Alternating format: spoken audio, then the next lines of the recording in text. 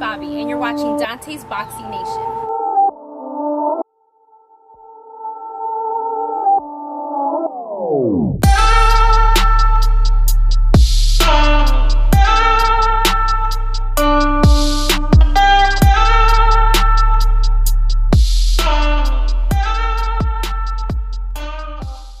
Dante's Boxing Nation, what's going on, guys? A couple weeks ago, Oscar De La Hoya, he announced that he had big news. He said, you're going to be shocked when you find out who Canelo Alvarez's next opponent will be. And it was just reported today that Oscar De La Hoya has directed his president of Golden Boy Promotions to start negotiating a Canelo-Golovkin rubber match for May 4th. So I guess this means Oscar De La Hoya never had a big surprise for the fans, and he knew that it was going to be the same old movie. Now, one thing we know for sure is DAZN's Eddie Hearn, they wanted Canelo to fight against Danny Jacobs. This tells me there's a very good chance that Canelo Alvarez, he passed on a Danny Jacobs fight for now. When looking at his options, he decided to go with Golovkin, or Team Canelo decided to go with Golovkin. The reality is, they believe that Golovkin is a much more winnable fight than a Danny Jacobs, a Jamal Charlo, a Demetrius Andrade, or even a BJ Saunders. And I agree with them. Canelo Alvarez, he did something in the rematch that a lot of fans didn't expect him to do, and that is back Golovkin up the entire night. He had Golovkin boxing while Canelo Alvarez was the one that was banging.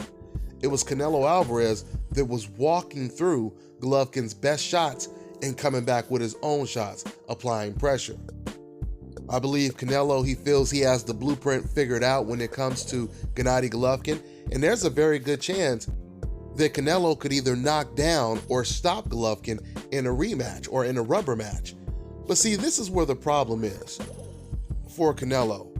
If Canelo doesn't stop Gennady Golovkin, if he doesn't knock him down a couple times, if he doesn't just beat him in a lopsided fight, even if he wins the fight, fans are still going to try to take credit away from Canelo because they want to save the image of Gennady Golovkin.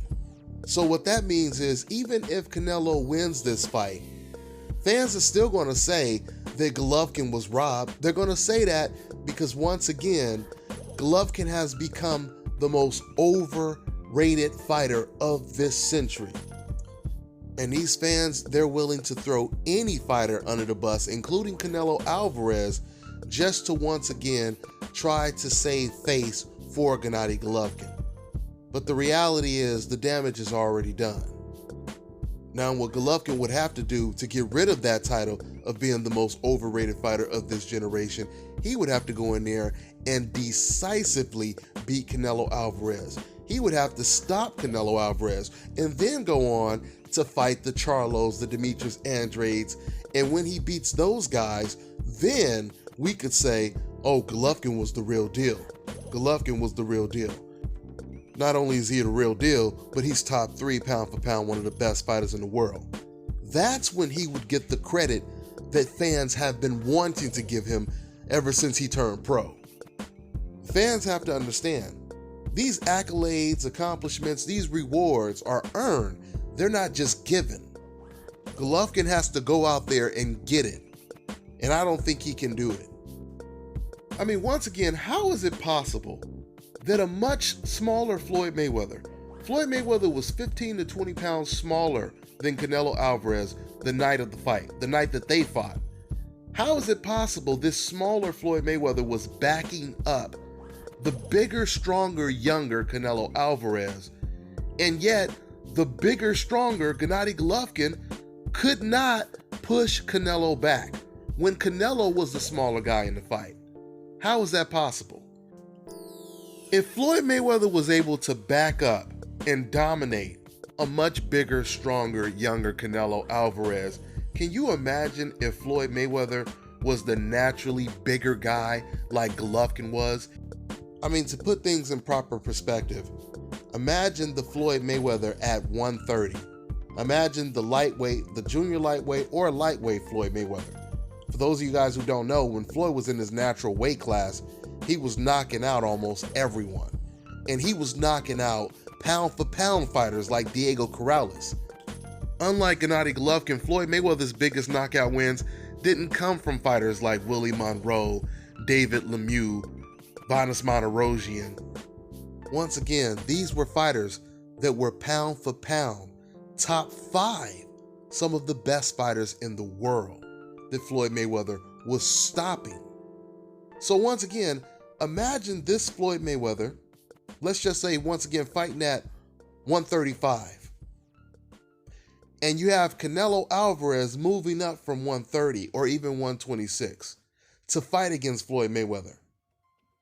If Floyd Mayweather was able to once again do everything he did to Canelo towards the end of his career, imagine what Floyd Mayweather would have did if he was in Gennady Golovkin's shoes going up against Canelo Alvarez. Matter of fact, I'll give you another scenario. Since we know how delusional these Canelo Alvarez fans can be when it comes to making the most ridiculous excuses for why their fighters lose, a Canelo Alvarez fan, he will try to tell you that Canelo Alvarez lost because he was too young. He was 23, that's why he lost to Floyd Mayweather. Okay, so let's reverse those roles. Imagine if it was Floyd Mayweather that was the naturally bigger guy. It was Floyd Mayweather that was 23 years old at a higher weight class, and it was Canelo that was closer to 40 years old, moving up in weight after Canelo already moved up 5 weight classes. Who do you think would be the favorite to win that fight?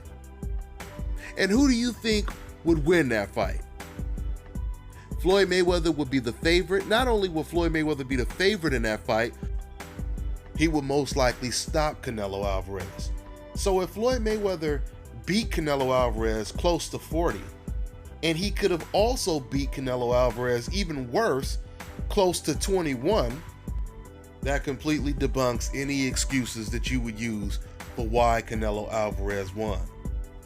I mean, if you guys really delve into this and you think about the logic that these Canelo Alvarez fans are using, what they're basically saying is Canelo Alvarez is going to be better at 38 than the average 23-year-old undefeated #1 contender. So if Canelo Alvarez was 38 right now and you had Charlo, you had Demetrius Andrade, and we're just saying, just hypothetically, if these type of cats were Canelo Alvarez's mandatories, once again, they're 23 years old. You're saying Canelo Alvarez goes in there and he beats these guys easy because he has so much experience, and the 23-year-olds, they're so inexperienced. You guys already know Canelo Alvarez ain't even going to be fighting at 37, at 38. He probably won't even be fighting at 35. And when I say he won't be fighting, he certainly won't be fighting undefeated 23-year-olds at higher weight classes. So just stop with all the damn excuses, y'all. Stop with the excuses and just win. Because if your fighter wins, you don't have to keep making excuses for why they lose. So I'll close out with saying this. It's not official that Golovkin will fight against Golovkin next because they still are negotiating.